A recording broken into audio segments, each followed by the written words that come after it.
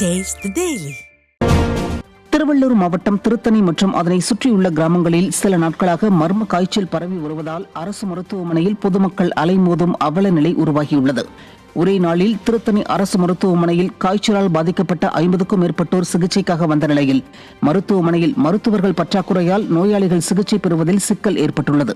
பாலியல் குற்றவாளியின் வீட்டிற்கு சென்று பிரியாணி சாப்பிடுவதற்கு ஒதுக்கும் நேரத்தை விடியா திமுகவின் மருத்துவத்துறை அமைச்சர் மாசு மக்கள் நலனிலும் காட்டலாமே என பொதுமக்கள் ஆதங்கம் தெரிவிக்கின்றனர். இந்திய இலங்கை மீனவர்களின் பிரச்சினைக்கு நிரந்தர தீர்வு காணும் வகையில் பேச்சுவார்த்தை நடத்த ஸ்டாலின் மற்றும் கனிமொழி ஆகியோர் ஒத்துழைக்கவில்லை என யாழ்ப்பாண மாவட்ட மீனவர் கூட்டுறவு சங்க பிரான்சிஸ் ரட்னகுமார் பரபரப்பு குற்றச்சாட்டை முன்வைத்துள்ளார். யாழ்ப்பாணத்தில் நடந்த செய்தியாளர் சந்திப்பில் பேசிய அவர், இலங்கை தமிழ் மீனவ அமைப்புகளுக்கு ஸ்டாலின் மற்றும் கனிமொழி ஆகியோர் பேச்சுவார்த்தைக்கு நேரம் ஒதுக்கவில்லை என தெரிவித்தார்.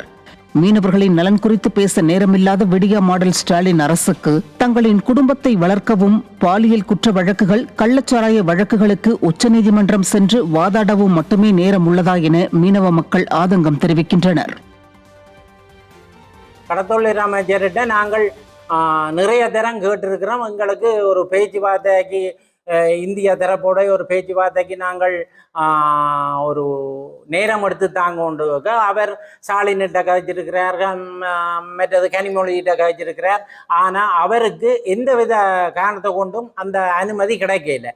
ஆனால் அனுமதி கிடைச்சிருந்தால் நாங்கள் எங்களோட பிரச்சனையை அங்கே போய் கதைச்சிருக்கலாம்.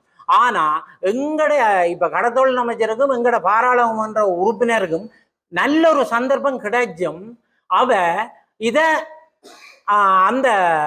இதை பயன்படுத்தல.